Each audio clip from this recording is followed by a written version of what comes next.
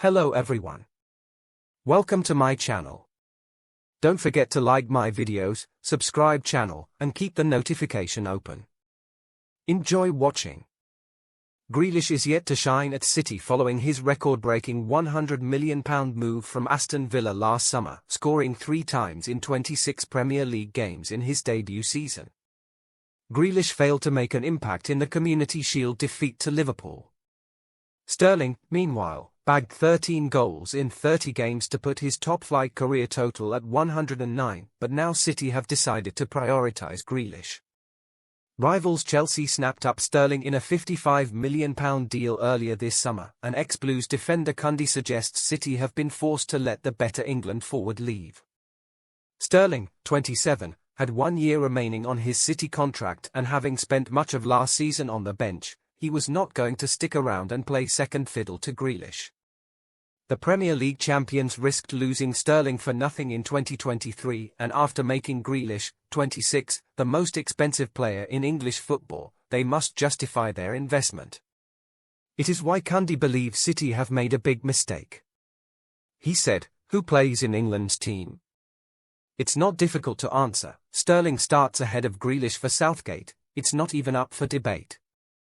Grealish cost £100 million last year. He's only a year younger than Sterling, 1 year younger. It's not like you can get a bit more longevity out of him. Sterling appeared to fall out of favour under City boss Guardiola despite being one of his most prolific ever players. The numbers that Sterling has racked up, he's in the Premier League 100 club. Grealish will never get in the 100 club. Never. I think City have dropped the ball. They've invested in Grealish and they have to see it through. They had to make a decision. Sterling read that, saw where the money went. He knows they need to stick with Grealish. I have a funny feeling City might have made a bit of a rick with the move to get Grealish and then let Sterling go. Troublemaker Cristiano Ronaldo will be a problem. Manchester United given warning over Portugal star who is accused of deliberately creating issues for Erik ten Hag. Manchester United manager Erik ten Hag has been warned that Cristiano Ronaldo is going to give him major problems this season. Ronaldo has been the talk of the summer after telling the Red Devils he wants to leave. Ronaldo looks unlikely to get his desired move away from United. His desire to play in the Champions League has been a motivating factor, but Man United have been reluctant to let him go. The 37-year-old's list of options has run thin, with many of the top clubs in Europe ruling out a potential move. He did not join United on their pre-season tour of Thailand and Australia, citing family reasons. Ronaldo returned for showdown talks with Ten Hag, but it appears no satisfactory resolution was found. He took part in the friendly on Sunday against Rayo Vallecano, but left Old Trafford at half-time. Ten Hag later branded his behaviour as unacceptable. Ten Hag may have a big problem on his hands with Ronaldo. Ronaldo has been accused of going out of his way to use problems for the new United manager. Former Premier League striker Carlton Palmer said, "Ronaldo knows, he's been in the game long enough, that unless he has had permission from the manager, which he clearly hasn't because Ten Hag has come out and said what he has. He knows what he's done. He's pushing the boundaries, he doesn't want to be there and made his mind up about that. You can't allow that to go on." He's not reported back for pre-season training. They say it is for personal reasons, but I don't agree with that. It's not for personal reasons. Ronaldo featured in a friendly against Rayo Vallecano on Sunday, but left at half-time. They've done that to soften the blow because they don't want fans to think that he's not returned. He's not up to speed because he hasn't been training with the players and done the necessary work training by yourself. I am a huge Ronaldo fan, but you are a part of the team and you have to adhere to the rules. All the players will be looking and saying, "What are you going to do about him?" I know he scored 17 goals last season and he's the GOAT, but there are rules and all the rest of the team have to follow by those rules. He has made his mind up, he wants to leave. He is in very muddy waters as there are few clubs who could afford him and they don't want him. Ronaldo still wants to leave United, but has few options of where to go.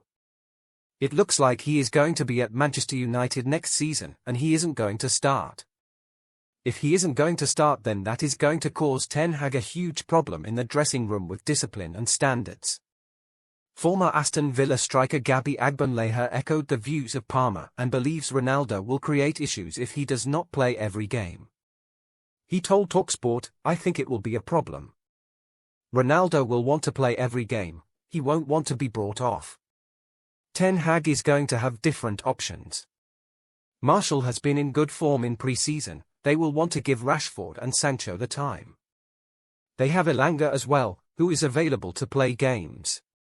It's just strange for me, the whole situation."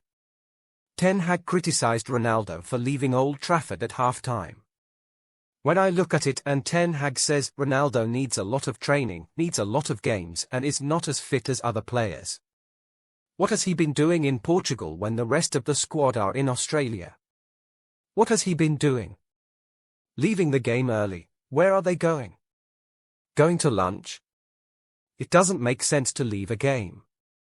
In pre-season, sometimes you will have one team in the first half and then one team in the second. If you played in that first half, you will get showered while the other players are getting ready to come out at half-time. Second half, you will go out and watch your teammates. You will sit above the dugout and watch your teammates. What are they rushing home for? I'm sure Ten Hag is thinking they went home. What kind of free roll did they have that they could go home? Mood Mikel Arteta is so intense, Ray Parlour says Arsenal boss is part Arsene Wenger, part Pep Guardiola after watching Boss on US tour. Ray Parlour has described Mikel Arteta as being intense as Arsenal manager, comparing him to Arsene Wenger and Pep Guardiola. The Spaniard has endured a mixed time since taking over at the Emirates Stadium in December 2019, recording 2 8th-place finishes before missing out on the top four with a 5th-place finish last term. While the jury is out on whether Arteta has what it takes to restore Arsenal to their former glory, one ex-player believes that he's showing all of the skills needed to be a long-term success at the club. The Gunners' boss spent time playing under Arsenal legend Arsene Wenger during his playing days, while also learning from Pep Guardiola as his number 2 at Manchester City between 2016 and 2019. According to ex-Invincible Parlour, those experiences have clearly stood him in good stead. Speaking on TalkSport Breakfast, Parlour said, "The intensity he shows in training is really onto the players. I saw it in America that he's really pushing everybody so hard, and if you're not part of his plans, he's more or less saying to you that you might as well leave the club." Asked if that's all him, or if he's adopted that style from Pep Guardiola, Parlour said, "I don't know. You've got to have style." Arteta worked as Guardiola's number 2. Arteta learned a lot from working under Wenger. I'm sure he's learned from all the managers he's played under and worked with as a coach. He played under Arsene Wenger, and I can see he's got a little bit of that. He's been in the dressing room and dugout with Pep Guardiola, who demands so much out of his players. If you're going to be successful, you've got to do that. If you're not and you don't put the effort in, you're not disciplined, then you know what's going to happen, you're going to be out of the door, and that's what happened with Aubameyang and a few of the other lads.